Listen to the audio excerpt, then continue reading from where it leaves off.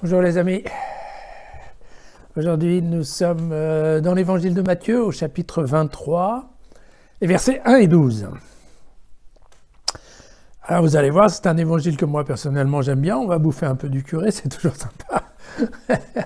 Et c'est un évangile qui laisse parfois un peu songeur. Alors de quoi s'agit-il? Eh bien évidemment c'est une discussion de Jésus contre les pharisiens, et nous verrons les tenants et aboutissants juste après la lecture de ce passage. Alors Jésus s'adressa aux foules et à ses disciples. En fait, il s'adressa surtout à ses disciples, mais en prenant à partie la foule. Voilà, les scribes et les pharisiens siègent dans la chaire de Moïse. Faites donc et observez tout ce qu'ils peuvent vous dire, mais ne vous réglez pas sur leurs actes, car ils disent et ne font pas. Ils lient de pesants fardeaux et les mettent sur les épaules des hommes, alors qu'eux-mêmes se refusent à les remuer du doigt. Toutes leurs actions, ils les font pour se faire remarquer des hommes. Ils élargissent leurs phylactères et allongent leurs franges. Ils aiment à occuper les premières places dans les dîners et les premiers sièges dans les synagogues, et à être salués sur les places publiques et à s'entendre appeler maître par les hommes. Ok, pour vous, ne vous faites pas appeler maître, car vous n'avez qu'un seul maître et vous êtes tous frères. N'appelez personne sur la terre votre Père, car vous n'en avez qu'un seul, le Père Céleste. Ne vous faites pas non plus appeler docteur, car vous n'avez qu'un seul docteur, le Christ. Le plus grand parmi vous sera votre serviteur. Quiconque s'élèvera sera abaissé, et quiconque s'abaissera sera élevé. Alors voilà, bon, c'est amusant, et bon, il faut quand même, évidemment, c'est un passage qui est plein de sous-entendus, il ne faut pas qu'on saute tout de suite aux conclusions sans avoir un peu réfléchi. Mais en fait, voilà, ce qui est important de réfléchir surtout, c'est le fait que donc Matthieu écrit dans les années 80-85. Je vous l'avais dit, donc la communauté de Matthieu, c'est une communauté d'origine juive qui s'est convertie au christianisme. Elle est basée à Antioche. Et c'est une grosse communauté, il ne faut pas croire. Quand on dit la communauté de Matthieu, on n'est pas en train de parler d'une dizaine de bons hommes. C'était beaucoup de chrétiens qui étaient assemblés à Antioche. D'ailleurs, il y avait un évêque, l'évêque Ignace d'Antioche, qui était assez connu. Et donc on est en train de parler de beaucoup de gens qui ont abandonné quelque part leur religion juive sensu stricto pour devenir chrétiens. Parallèlement à ça, il faut comprendre que la religion juive, elle est en complète transformation. Pourquoi? Parce qu'en 70, le temple de Jérusalem a été incendié. Il n'y a plus de temple. Et ça va poser des problèmes. Alors, le problème, typiquement, c'est que les grands prêtres et tout le personnel qui travaillait au temple, très clairement, il n'y a plus de sacrifices à faire et ils sont dans la mouise, ils n'ont plus de boulot. Hein. Ça, c'est la première chose. La seconde chose, c'est qu'effectivement, il va y avoir, sous l'impulsion, c'est vrai, un peu des pharisiens à l'époque, il va y avoir une transformation de la foi juive qui est de dire, ok, on n'a plus de temple, on n'a plus de temple. Maintenant, notre temple devient l'écriture. Voilà.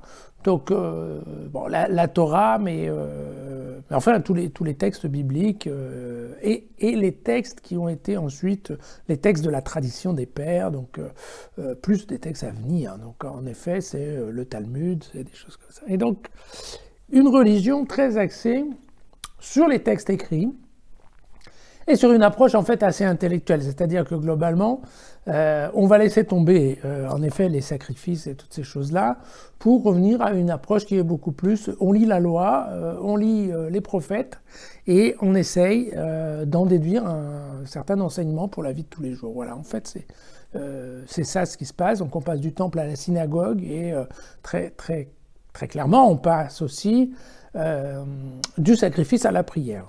Or, Or, évidemment, qui connaît bien les textes et qui sait les analyser, ce sont les scribes. Et les scribes, il y en a beaucoup, c'est vrai, qui font partie des pharisiens. Donc en fait, le groupe des pharisiens est un groupe qui va prendre de l'importance à ce moment-là. Et ce qui se passe, c'est que dans ce mouvement de revenir, encore une fois, d'une part, à l'écriture et à la tradition, c'est très important, la notion de tradition des pères, parce que là, on va mettre des textes bibliques qui vont être plus branchés, question lévitique et question aussi Talmud. Donc on est beaucoup plus sur des enseignements pratiques, n'est-ce pas ? Avec, vous savez, le nombre de règlements et d'interdits que les Juifs adoraient à l'époque. Et donc, c'est vrai qu'à ce moment-là, de retourner en direction des textes, qu'est-ce qui se passe? Les Juifs, eh bien, ont mis de côté les chrétiens. En disant vraiment, bon, au départ, on pouvait peut-être considérer que, ok, le mouvement chrétien, bah, c'était peut-être un mouvement rénovateur chez nous les Juifs. D'ailleurs, on pense même qu'au début, Jésus, qui connaissait parfaitement la partie des textes, devait être même assez copain, entre guillemets, avec les pharisiens. En tout cas, il devait avoir pas mal d'amis chez eux, puisque ce sont des gens qui étaient assez, en fait, intellectuels, on va dire. Et donc, c'est vrai que là, par contre, eh bien, voilà, les Juifs ont dit ouvertement, les pharisiens ont dit ouvertement, non, mais écoutez, ok, maintenant, les chrétiens... vous êtes un peu différents et nous, on vous reconnaît plus comme juifs. Voilà, en fait, c'est ça. Et donc, vous avez cette communauté dans laquelle il y a beaucoup de gens qui étaient juifs. Leurs familles, la plupart du temps, ce sont encore des juifs, se retrouvent un peu coupés de leurs racines juives. En même temps, et donc évidemment, il y a un mouvement qui est un peu un mouvement de panique quelque part, qui est de se dire, oulala, bon, comment ça se passe voilà. Et donc, un certain nombre de gens dans la communauté juive d'Antioche commencent à dire oui, il serait peut-être bon qu'on revienne quand même aussi aux règles, à l'application des règles juives. Vous savez qu'en même temps, c'était un des gros travaux de Matthieu, c'était de pondre un certain nombre de règles, parce qu'une communauté sans règles, c'est un peu compliqué.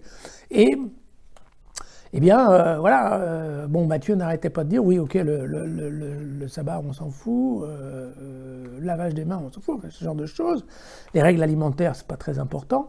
Et donc, bon, les Juifs, enfin, la partie des judéo-chrétiens commençaient à dire, oui, c'est pas important, mais enfin, n'empêche que si on en faisait un peu, ça serait peut-être pas si mal.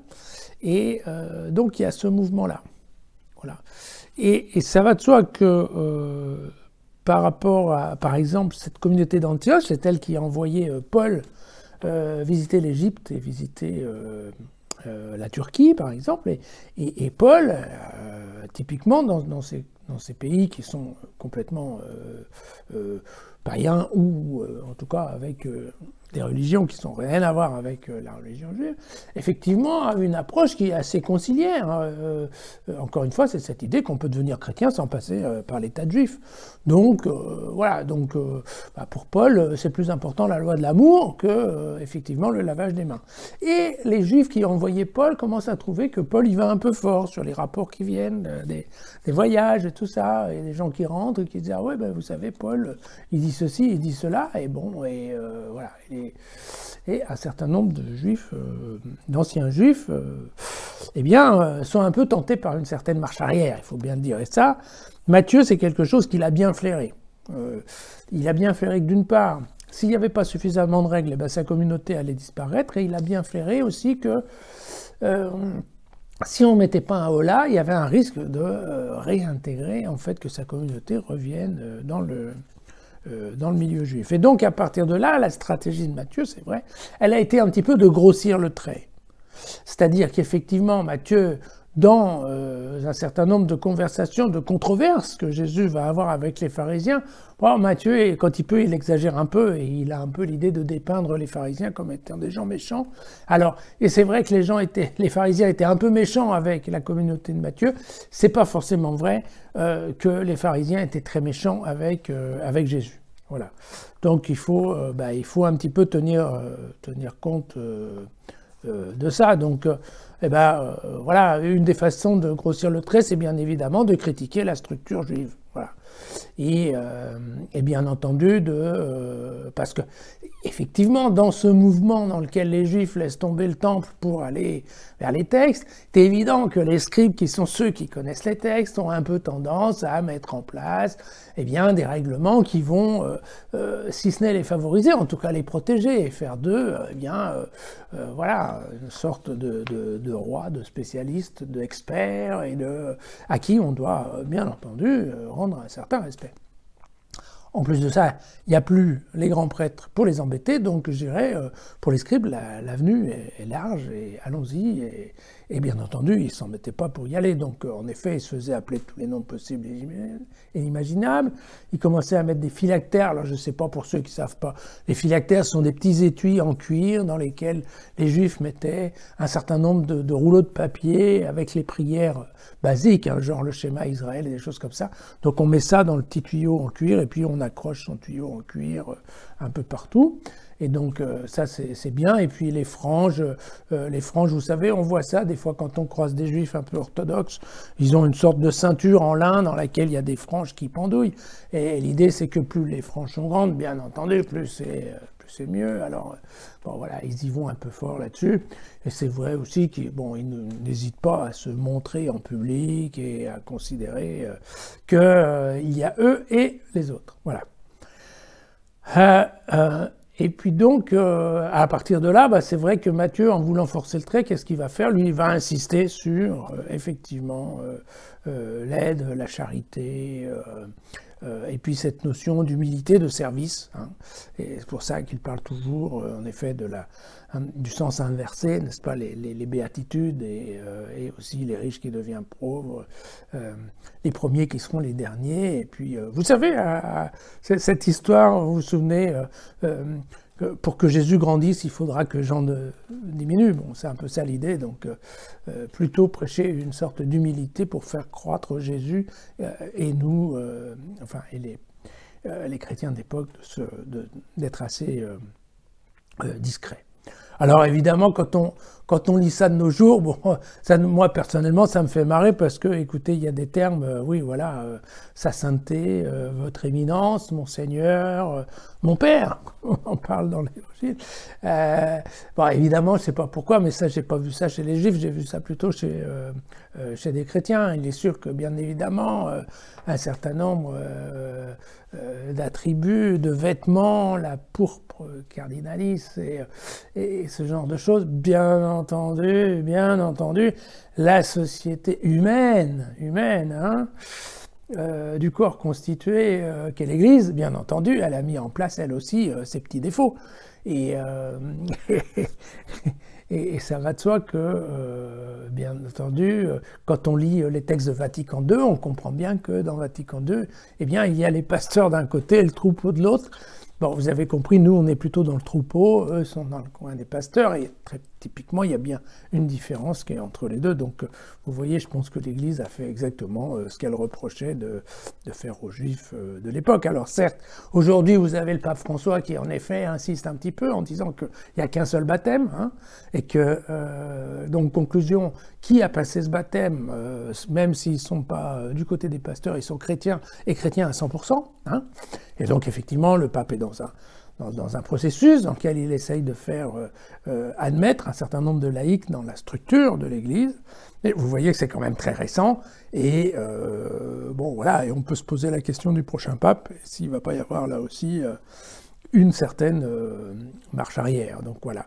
Bon, donc c'est pour ça que l'Évangile, quand il conclut en disant « qui s'élèvera sera abaissé », j'aurais un peu tendance à dire oui, peut-être. Voilà, vous pouvez retrouver l'intégrale du texte sur jesusfacile.com. Et puis si cette vidéo vous a plu, faites-la suivre, ça sera une bonne idée. On se retrouve demain. Au revoir.